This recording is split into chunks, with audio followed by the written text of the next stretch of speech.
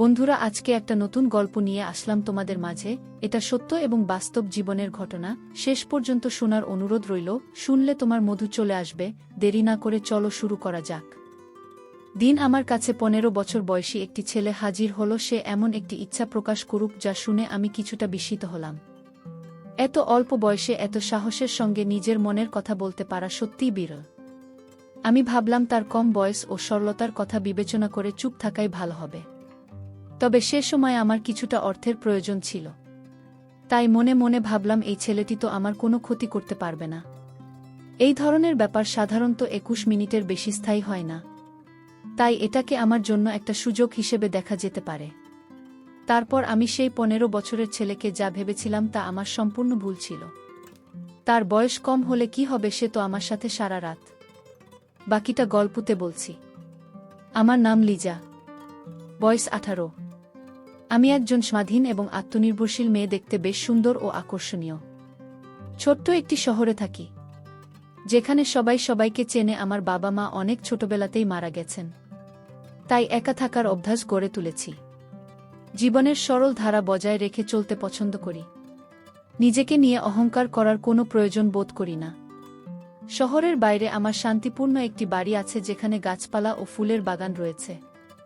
সকালে যোগ ব্যায়াম করি এবং বাগানের যত্ন নিই। আর্থিক অবস্থা খুব একটা ভালো না হলেও পরিশ্রম চালিয়ে যাচ্ছি। বই আমার প্রিয় সঙ্গী, বিশেষ করে রোমাঞ্চকর প্রেমের গল্প। একা থাকি বলে ঘরের সব কাজ নিজেই করি। সেদিন একটু গরম ছিল, তাই কিছুক্ষণ বিশ্রাম নিচ্ছিলাম। এমন সময় দরজায় হালকা করা নাড়ার শব্দ হল। দরজা খুলতেই দেখি পাশের বাড়ির ছেলে আবির দাঁড়িয়ে আছে। আবির মাঝে মধ্যে আমার বাড়িতে আসে। আমাদের মধ্যে ভালো বোঝাপড়া রয়েছে। আমাদের বাড়ির আশপাশে প্রায় একটি ছেলে ঘুরে বেড়ান। বয়স খুব বেশি হলে 15 বছর হবে। তার চোখে কৌতূহলের ঝিলিক ছিল, যে অনেক কিছু বলতে চায়, কিন্তু বলতে পারছে না। একদিন সেই ছেলেটি এসে বলল, দিদি, আপনার কাছে আমার কিছু প্রয়োজন। তার চোখে এক ধরনের উত্তেজনা ছিল, যে কিছু লুকোতে চাইছে। আমি তাকে ঘরে আসতে বললাম এবং জিজ্ঞেস করলাম, তোমার কি প্রয়োজন? ঘরে ঢোকার পর তার চোখে কিছুটা অদ্ভুত ঝিলিক লক্ষ্য করলাম। সে এমনভাবে তাকাচ্ছে যেন কিছু বলতে চায়, কিন্তু বলতে পারছে না। তার দৃষ্টি বারবার আমার দিকে যাচ্ছিল, যা আমাকে কিছুটা অস্বস্তিতে ফেলেছিল। তারপর সে বলল, আমি একা থাকি এবং আপনার সঙ্গে একান্তে কথা বলতে চাই। আমি আপনাকে কোনো অসুবিধায় ফেলবে না, বরং আপনার প্রয়োজনে সাহায্য করব। আমি ছেলেটিকে মাথা থেকে পা পর্যন্ত একবার দেখে নিলাম। উচ্চতায় বেশ লম্বা হলেও বয়সে খুব কম। আমি বিনয়ের সঙ্গে জানিয়ে দিলাম, তুমি এখনো ছোট এবং আমি মনে করি না তোমার বয়স এই ধরনের কাজে উপযুক্ত। কিন্তু সে হেসে বলল, আমি ছোটবেলা থেকেই অনেক অভিজ্ঞতা পেয়েছি। মাত্র 10 বছর বয়স থেকেই কাজকর্ম করছি। আমার কোনো পরিবার নেই। আমি একাই সব কিছু সামলাই। আমাকে বিশ্বাস করুন। আমি আপনাকে নিরাশ করব না, বরং আপনার প্রত্যাশা পূরণ করতে পারব। তার কথা শুনে আমি সত্যিই বিস্মিত হলাম। এই ছোট্ট ছেলেটি এত কিছু কেমন করে বলছে? বুঝতে পারছিলাম। আমি জিজ্ঞেস করলাম, তোমার বাবা মা কোথায়? সে বলল, আমি একা, বাবা মা নেই। অনেক ঘুরে বেরিয়েছি, এবার এই কাজ শুরু করেছি এবং ভালোই চলছে। এখন আমি এই কাজটা আরও বাড়াতে চাই। তাই আপনার সঙ্গে কথা বলতে এসেছি। যদি আপনি সাহায্য করেন তবে আপনার উপকারে আসতে পারব। তার এই কথা শুনে আমি অবাক হলাম। আসলে আমারও এমন একজন সহকারীর প্রয়োজন ছিল, যে ছোটখাটো কিছু কাজ সামলে দিতে পারবে। তাই তার প্রস্তাব গ্রহণ করলাম। পরবর্তী সময়ে সে আমাকে একটি চুক্তির প্রস্তাব দিল।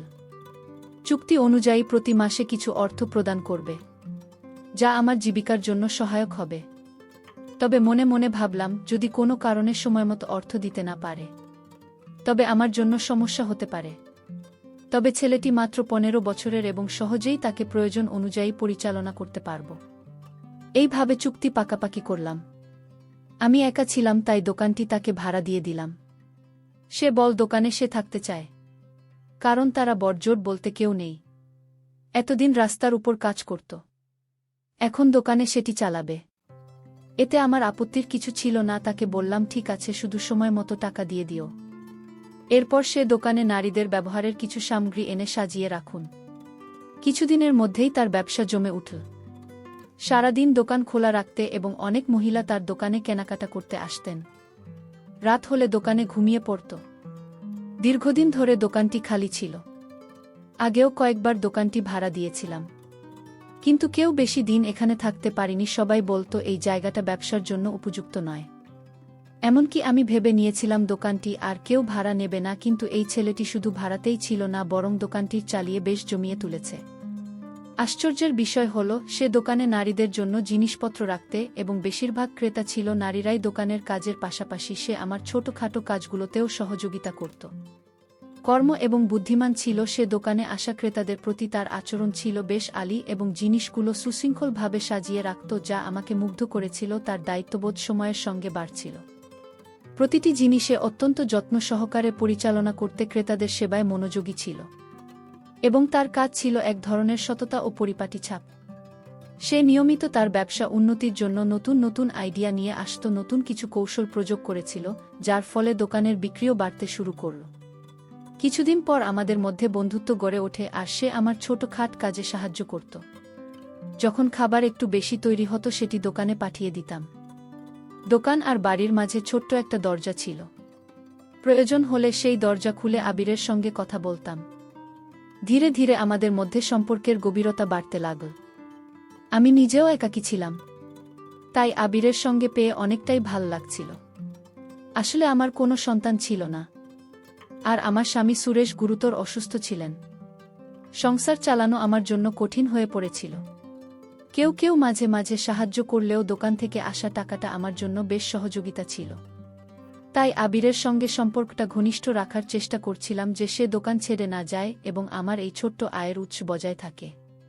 কিন্তু আমি জানতাম না যে ছেলেটিকে আমি ছোট এবং সরল মনে করেছিলাম, সে এতটাও সহজ সরল নয়। আমাদের সম্পর্কের গভীরতা বাড়তে থাকলে আমি তাকে আমার বাড়িতে আসার অনুমতি দিলাম। ছোট ছোট কাজের জন্য সে আমার বাড়িতে চলে আসত, আর বাকি সময়ে দোকানে কাটাতো আমার স্বামী সুরেশের। এতে কোনো আপত্তি ছিল না, কারণ আমার কাছে তখনও 15 বছরের একটি বাচ্চা ছিল। বরং আবিরের উপস্থিতিতে আমাদের জীবনটা অনেকটাই জীবন্ত হয়ে উঠেছিল। আগের মতো একাকিত্ব আর মনোভাব ছিল না।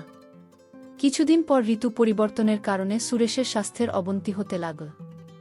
আমার কাছে তাকে হাসপাতালে নেওয়ার মতো টাকাও ছিল না। একদিন এমনই এক সময় আমি কাঁদছিলাম। আবির আমাকে দেখে জানতে চাইল, তুমি কাঁদছ কেন? তাকে সব বললাম, সুরেশের অসুস্থতা, হাসপাতালের খরচের চাপ এবং আমার একাকিত্বের অনুভূতি, একজন সন্তানের অভাব আমার জীবনের শূন্যতাকে আরও বাড়িয়ে দিয়েছে। আবির আমার কথা শুনে মুচকি হেসে বলল, তাহলে সন্তান নিচ্ছেন না কেন? এতে সমস্যা কি? তার প্রশ্নে আমি লজ্জায় পড়ে গেলাম। বুঝিয়ে বললাম, সুরেশ এখনও অসুস্থ। বিবাহের শুরুতে সুরেশ ইচ্ছে ছিল না যে আমরা সন্তান নেয়ার ঝামেলায় যাই, তো সন্তান নেওয়ার প্রয়োজন অনুভব করলাম। তাহলে হঠাৎ অসুস্থতা আমাদের জীবন একেবারে পাল্টে দিয়েছিল। সুরেশ একের পর থেকে সে আর সুস্থ জীবনে ফিরতে পারেননি। ভালোবেসে বিয়ে করলেও ধীরে ধীরে সম্পর্কটি বাধ্যবাধকতার রূপ নিয়েছিল, কারণ আমার সামনে আর কোনো পথ খোলা ছিল না। আবির হয়তো আমার মুখের অভিব্যক্তি বুঝতে পারছি। সে বলল, আপনাকে চিন্তা করতে হবে না, আমি তো আপনার পাশে আছি। শীঘ্রই আপনার সব সমস্যা দূর হয়ে যাবে। আবিরের কথায় আমার মুখে হাসি ফুটে উঠল। সে এত ছোট হয়েও এত সাহসী যে প্রতিটি সমস্যার মুখোমুখি হতে পারে, আর আমি এত বছর পেরিয়ে এসেও সাহস জোগাতে পারিনি। আবির ছোটবেলায় মাত্র 7 বছর বয়সে তার বাবা মাকে হারিয়েছি, তবুও সে জীবন সংগ্রামে হার মানেনি। নিজের পথ নিজেই তৈরি করেছেন, এবং পাশাপাশি সুরেশেরও যত্ন নিতে শুরু করেছিল। আবিরের সরলতা ও সাহসিকতা আমার মন ছুঁয়ে গেল। তার কথাগুলো আমাকে কিছুটা হলেও স্বস্তি এনে দিল। সে আমার পাশে থাকার প্রতিশ্রুতি দিল এবং আমার একাকিত্বের সঙ্গী হওয়ার প্রস্তাব করল। এতে আমার মনের সাহস ছিল। আমি বললাম, আবির, তোমার প্রতি আমি সত্যিই কৃতজ্ঞ। তোমার কথাগুলো যেন আমার জীবনে নতুন আশার আলো নিয়ে এসেছে। আমার কথায় কিছুটা স্বস্তি হচ্ছিল। আবির বলল, জীবনে সমস্যা আসবেই, কিন্তু আমরা একসঙ্গে সেগুলো পার করতে পারব। তোমার একার সব কিছু সামলানো দরকার নেই। তোমার পাশে একজন সঙ্গী থাকা উচিত, আর আমি আছি তোমার সঙ্গে। একসাথে সুরেশের যত্ন নেব এবং তোমার সমস্যাগুলো দূর করার চেষ্টা করব। আবিরের কথায় যে আন্তরিকতা, সততা ছিল, তা আমাকে গভীরভাবে ছুঁয়ে গেল। সে নিজে অনেক কঠিন সময় পার করছে, তবুও কখনো হাল ছাড়েননি। তার দুই মনোবল আমাকে অনুপ্রাণিত করল। তার কথাগুলো আমাকে প্রশান্তি এনে দিল। আবিরের সাহসিকতা এবং তার ইতিবাচক মনোভাব আমাকে আবার জীবনের প্রতি বিশ্বাস ফিরিয়ে দিন। তোমার সঙ্গে আমার জন্য অনেক মূল্যবান বললাম আবিরকে। কিন্তু তোমার তো নিজের জীবন আছে, নিজের স্বপ্ন আছে। তোমার এত দায়িত্ব কাঁধে নেওয়ার প্রয়োজন নেই। চিন্তা ও সম্মানের সঙ্গে আমি শান্তভাবে উত্তর দিল। আমি অনেক কিছু হারিয়েছি। জীবনের পথচলা সবসময় সহজ হয় না। কিন্তু যখন আমরা অন্যের পাশে দাঁড়াই তখন এক বিশেষ ধরনের আনন্দ পাই। সুরেশের যত্ন নেওয়া আমার কাছে একটি দায়িত্ব, কারণ আমি জানি তিনি তোমার জীবনে কতটা গুরুত্বপূর্ণ। তার কথাগুলো শুনে আমি এক মুহূর্তের জন্য থমকে গেলাম। ভাবতে লাগলাম, কেউ কি সত্যি এতটা নিঃস্বার্থভাবে সাহায্য করতে পারে? তবে এসব চিন্তা বাদ দিলাম। যখনই আমি কোনো কাজে বাইরে যেতাম, আবির সুরেশের পাশে থাকত এবং তাকে সঙ্গ দিতে। তাদের মধ্যে ঠিক কী কথোপকথন হতো আমি জানতাম না, তবে আমাকে দেখলে আমি শান্ত হয়ে যেত। আবির প্রতিশ্রুতি দিয়েছিল, সে আমার সকল অভাব পূরণ করবে। তার এই কথায় আমার মুখে হাসি ফুটে উঠেছিল। আমি সন্তানের অভাব অনুভব করছিলাম, আর এই শূন্যতা পূরণের ইচ্ছা আমার মধ্যে ছিল। তবে ইচ্ছা আবির কিভাবে পূরণ করবে তা আমার কাছে ছিল এক প্রশ্ন। তবু তার আনন্দের জন্য আমি মনের কষ্টটা গোপন করে হাসি মুখে থাকতাম। কিছুদিন পর হঠাৎ করে আমার শারীরিক অবস্থার কিছুটা পরিবর্তন অনুভব করলাম। অসুস্থ হয়ে পড়লে আবিরে আমাকে চিকিৎসকের কাছে যাওয়ার পরামর্শ দিন এবং অর্থ সহায়তা দিন। চিকিৎসকের কাছে গেলে জানা গেল আমি মা হতে চলেছি। এটা শুনে যেন মাথার উপর আকাশ ভেঙে পড়ল। এটা কিভাবে সম্ভব? আমি কাঁপা হাতে রিপোর্ট নিয়ে বাড়ি ফিরলাম। ভয় সুরেশকে বিষয়টি জানালে সে মুচকি হেসে বলল, এটা তো সম্ভব, হয়তো আমি এখন একজন সন্তানের বাবা হওয়ার জন্য প্রস্তুত। যদি ঈশ্বর আমাদের এই সুখবর দিয়ে থাকেন, তাহলে হাসি মুখে গ্রহণ করো। সুরেশের কথায় আমি অবাক হয়ে গেলাম। সত্যি কি আমি সুরেশের সন্তানের মা হতে যাচ্ছি? এটা বিশ্বাস করা কঠিন ছিল, কারণ তার স্বাস্থ্যগত কোনো উন্নতি দেখা যাচ্ছিল না। তবু আমি মেনে নিলাম যে হয়তো আমি সুরেশের সন্তানের মা হতে চলেছি। এরপর থেকে নিজের যত্ন নিতে শুরু করলাম। আর আবির এটা জানতে পেরে ভীষণ খুশি হল, যেন তার নিজের বাড়িতে নতুন অতিথি আসছে। দোকানের কাছ থেকে ফ্রি হলে আবির প্রায় আমাদের বাড়িতে চলে আসত। সে নিজেই সুরেশ যত্ন নেওয়ার দায়িত্ব নিয়েছে এবং আমাকে স্বস্তি দিতে নানা কাজে সাহায্য করত। এমনকি আমার জন্য ফল জুস নিয়ে আসত। তার দোকানও ভাল চলছে, আর দিনগুলো এভাবেই কেটে যাচ্ছিল। অবশেষে 9 মাস পরে আমি একটি সুন্দর শিশুর জন্ম দিলাম। মজার বিষয় হল, শিশুটি আমার বা সুরেশের মতো দেখতে নয়, বরং অনেকটা বিয়ের মতো দেখতে। আমি কখনো শিশুর মুখের দিকে তাকাতাম, কখনো আবিরের দিকে হাসতে হাসতে। আবির বলল, আপনি তো আমাকে এত দেখেছেন যে আপনার বাচ্চাটা আমার মতো হয়ে গেছে। শুনেছি মা যদি কাউকে বেশি দেখেন, সন্তানও অনেক সময় তার মতোই দেখতে হয়। আবিরের এই কথায় আমি লজ্জায় মাটিতে মিশে গেলাম। এত কম বয়সে তার এসব বিষয় জানা দেখে আমি অবাক হলাম। আমার কোলের সন্তান আশায় আনন্দে আমার মন ভরে উঠল। বাড়িতে ফিরে মনে হচ্ছে জীবন যেন নতুন করে বেঁচে উঠেছে। কিন্তু সন্তান হওয়ার পর ব্যয় অনেক বেড়ে গিয়েছিল, আর বুঝতে পারছিলাম না কিভাবে সব সামলে। তখন আবির আমাকে সাহায্য করতে লাগল। সন্তানের খরচের দায়িত্ব সে নিয়েছিল। আমাদের জন্য সে মোটেই অপরিচিত ছিল না। আমি তাকে ছোট ভাইয়ের মতোই আপন ভাবতে শুরু করেছিলাম। তার জন্যই আমাদের অবস্থা এখন অনেক ভালো। ভাবলাম তাকে ছোট্ট একটি ধন্যবাদ জানাব, তার প্রিয় খাবারগুলো রান্না করে খাওয়াব। আবির আসার আগে আমি বাচ্চাটিকে ঘুম পাড়িয়ে রান্নাঘরের কাজে লেগে পড়লাম। কিছুক্ষণ পর আবির এল, তার মুখে মিষ্টি হাসি। আমি তাকে সাদরে অভ্যর্থনা জানিয়ে খাবার পরিবেশন করলাম। আবির খেতে খেতে বলল, আপনি দারুণ রান্না করছেন। আপনার সাহায্য করতে পেরে আমি সত্যিই খুশি। তার কথাগুলো শুনে আমার মন ছুঁয়ে গেল। আমি বললাম, আবির, তোমার সাহায্য ছাড়া আমার জন্য জীবনটা অনেক কঠিন হতো। সে বিনয়ের সাথে বলল, আমি যতদিন আছি আপনার কোনো অভাব হবে না। তার কথাগুলো আমাকে আরও আশ্বস্ত করুন।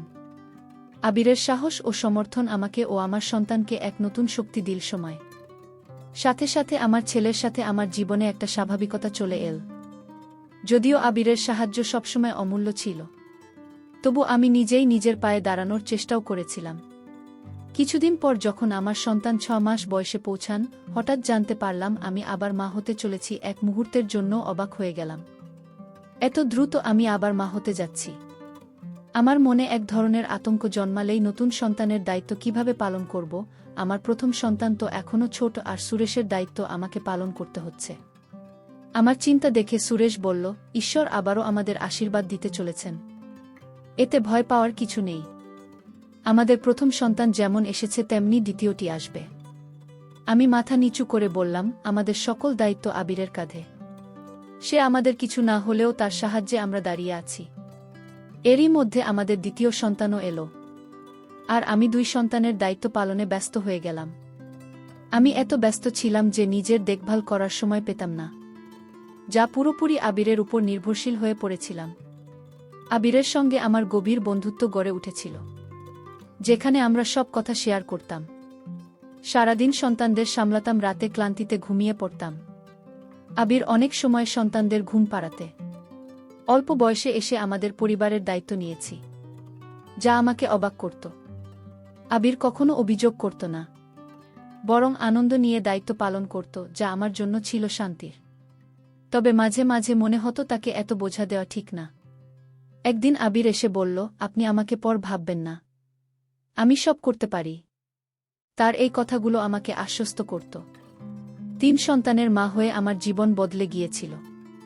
ভেতরের পুরনো খালি ভাবটা মুছে গিয়েছিল। এই বাচ্চাগুলো আমাকে দাও, তুমি শান্তিতে ঘুমাতে পারবে। আবির হাসি মুখে বলল, আমি খুশিমনে বাচ্চাগুলোর হাতে তুলে দিলাম। সে প্রতিবারেরই